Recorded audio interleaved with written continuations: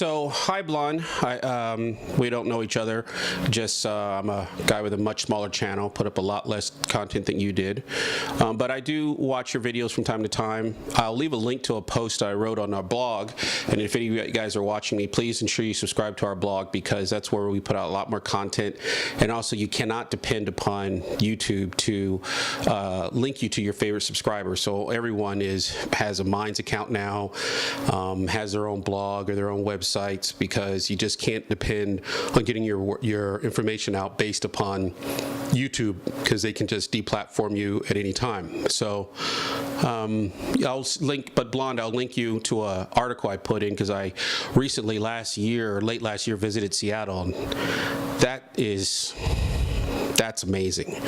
Anyway, I too have figured out that it's hard for me to live in the toxic soup all the time, or a lot of the time. I've never in my existence really thought of how the toxic soup, how differently it affects women from men. That never occurred to me. It's just a horrid situation. I guess we all have our crosses to bear. I think we all are infected with our indoctrination that there's no difference between men and women. You know, sometimes I think things of yesteryear that we would understand, it's harder for us to get to the truth sometimes because of our indoctrination. Anyway, the thing I ask my audience all the time is, one of the things I ask on my radio show is, are you a prepper or a rancher with a gun? I do say that. Or do you want to be a survivalist, or do you want to be someone who just cans and can defend themselves and can live without assistance for a period of time? I think I'm going to have to put my glasses on, so sorry for that, if anybody doesn't like it. This is one of the reasons why I move myself to think more about self-sufficiency in this world, and not really about survivalism all the time. I don't like to describe myself as a prepper, although another guy that I follow called Jack Spirko says the same thing. He says one of the things, his tagline for his podcast, Jack Spirko runs a show that I follow in a lot called the Survival Podcast. And one of the things he says in that Survival Podcast, he says, we are changing how we live if things get bad, or even if they don't. In other words, perhaps things won't get bad. I like that. Maybe things will not get bad, and that's really good. Wranglerstar, a very popular YouTuber here, will also talks about things. He used to run a prepper channel, but now he's moved his channel to homesteading and woodcrafting and tractors. Still, if you look at it, he still lives the same thing. He still shoots guns. He still talks about being able to survive without outside help and raising his children in the most traditional manner possible. But he doesn't focus on the prepping angle as much. He focuses much on the homesteading angle. Matter of fact, his tagline to his channel is modern homesteading. In other words, I think that other people who have walked this path before you and I have come to the same conclusion, that living in a toxic soup of fear all the time is not healthy for you, not healthy for those around you. It's not a good way to live your life. All of these guys, though, a lot of the people that I follow, and I'm not you, this kind of mix getting as far away as possible from this globalist, progressive, urban core, but staying kind of aware of what's happening. For example, I cover gardening, and that's how I work myself in. Right now doing wood crafting, has some content on building a table.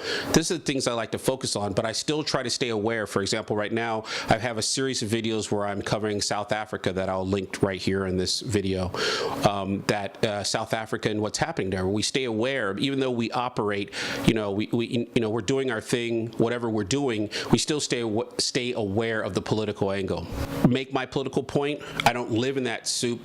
I try to help out, I try to do some research, I try to do things, but after I've done that, I return to actually building radios, gardening, raising chickens, and things like that. For me, I thought what I learned was a little bit unique. I learned it from my mother, was very active in the civil rights struggle for blacks to gain civil rights in this country.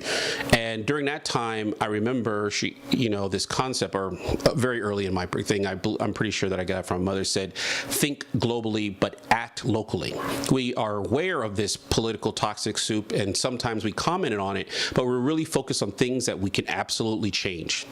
In other words, understand the larger threats, but focus on what you can change while not killing yourself or those around you. With that being said, I thought to run down some other channels I like to watch, which have traditional women in them that may give you ideas. I don't know you. I don't know if any of these channels are you, but these are channels that I like to watch. One is called Angela Clayton. Clayton is a very one. My wife is trying to learn to sew.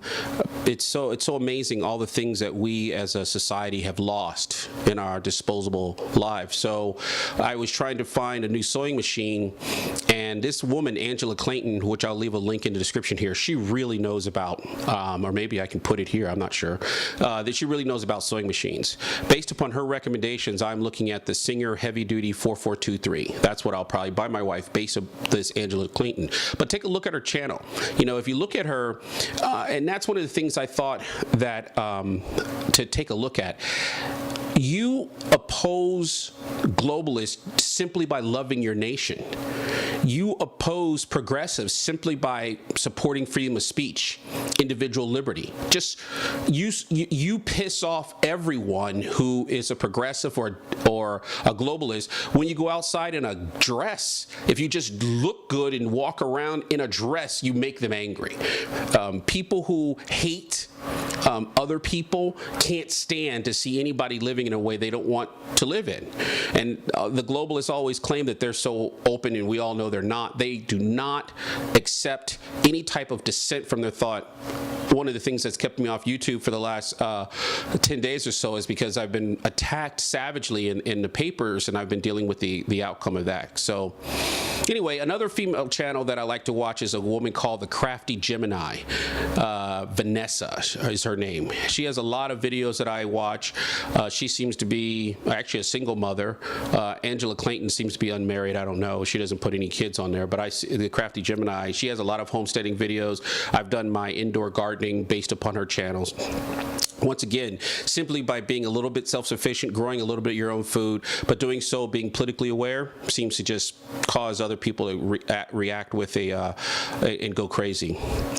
Another woman that I have watched for a very, very long time, but she doesn't have a YouTube channel. She has a blog. Her name is Patrice Lewis, and her blog is called The Rural Revolution. She is really, really cool, and she calls like the opinionated North Idaho housewife. That's literally her tagline, the opinionated. And if you watch her channel, she also ended up in a place where I'm at, where I do gardening and tractor and just live. These are things that I'm going to do whether I share them with YouTube or not. I'm always out trying, not always, but I'm trying to garden, trying to tractor, trying to keep up the ranch, and you try to bring people along and produce content to share as much as your channel's growing and people are finding you.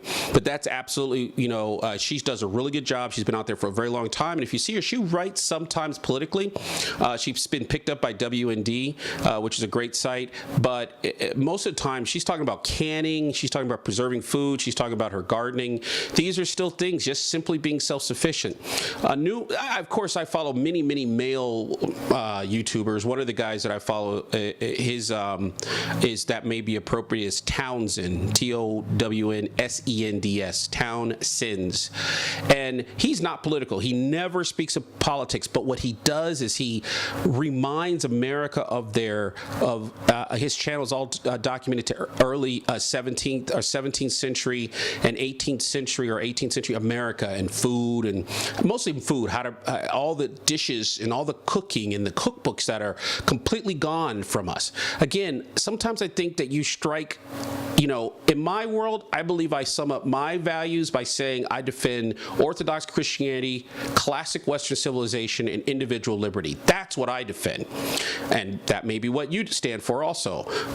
So I sometimes think you can do that by focusing on one of these things. This guy is looking at traditional American cuisine, how to make food with very homegrown ingredients. He was showing how people would cook, and spices was so rare and is expensive, and you can make all this food. And so and he has a little part of his channel called Food of the Enslaved, where he has a black cook who specializes also in early black barbecue. Find out barbecue didn't look anything like it does now. And barbecue, we all know barbecue, but barbecue, I didn't know that, came from black Africans or Americans or Americans of African descent. I was stunned. I didn't know that. I don't know if you did.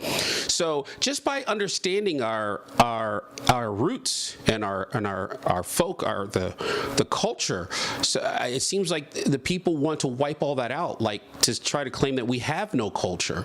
We have nothing. So anyway, those are some of the channels and the people who I think have walked, some of them, not Townsend, but the other people, Patrice Lewis of Rural Revolution, Vanessa of the Crafty Gemini, Angela Clayton, named after herself. All these people are people who do stuff, learn stuff, teach stuff, and some of them are, just by doing that, I believe it's a political act. That's what I'm saying. Just by honoring tradition, honoring where we came from, celebrating our Americanism, just being who we are, I believe that actually is an act of rebellion against our current system. And I think it's also a healthier way to live. It keeps you going for the long time because you are politically aware, you're thinking globally and you're aware, and sometimes you put out content on that, but you find whatever's going to motivate you to hold to our traditions and our culture and to our nation and to our, of course, to the feet of the cross, and then you go forward. This, I think, works. So I ask people, are you a prepper? Or are you a rancher with a gun? Or a farmer with a gun? Or a homesteader with a gun? So anyway, just a quick one. I hope you appreciate it. Thought to respond. If any of you guys see her, send it over to her. Perhaps she can take value in it. But stay in the fight. It's very important for minorities, for racial minorities, for women to speak about traditional culture. It seems to drive progressives and globalists and liberals insane when we just decide to reject our programming. And so it's important to continue and say that, we do have a culture. We do have a past. America is good. There's so much culture and uniqueness that is American, and it's good. And there's a lot of good there. And it's worth maintaining and passing to our children. So stay in the fight. I'm your host, Alexander Barron. Viva Cristo Rey. Viva Cristo Rey. Viva Cristo Rey, the Virgin of Guadalupe.